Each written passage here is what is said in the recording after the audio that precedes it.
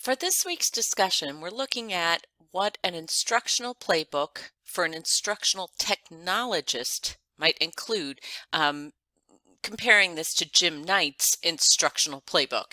And so the simple answer to this is that our instructional playbook would be looking at best practices of teaching with the technology that is best for that. So it's really just taking Jim Knight's information and saying which technology is best for this. So for example, the playbook, the first page is supposed to list high impact strategies. So I give an example here from an English department of their instructional playbook, and they have it broken down into reading strategies, writing, etc., etc., etc.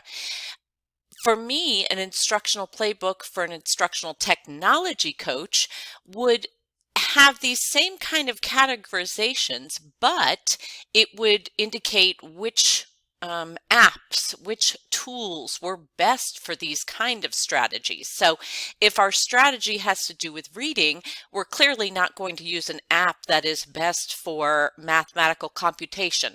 So really it's just a merging of two things.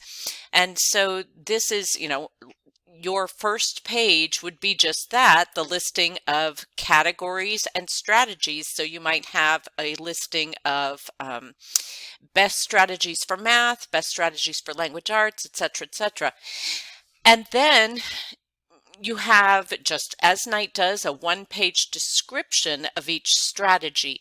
So if your strategy is to use a brainstorming app to help students brainstorm, you would have a description of that strategy and how it might look in the particular app you're choosing, or a listing of apps that might facilitate that. And then, like Knight, you would have a checklist for each strategy, and this is just a graphic on creating checklists. And so identify a practice from your playbook, create a checklist for that practice, check your checklist with a partner, and then see how you can make it better and refine it. So here's an example of what I'm talking about with the checklist. So I took a checklist for brainstorming and then merged this with a checklist for technology to come up with a checklist for my instructional playbook that would include both concepts.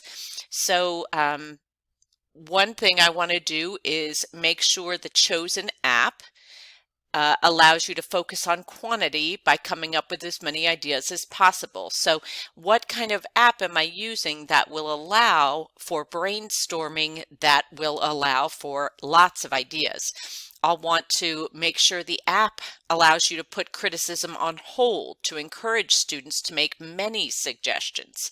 I'll want to make sure I use an app that encourages students to produce more and more ideas. So I want to be sure, like, it's an app that allows for multiple responses, not just singular responses per person.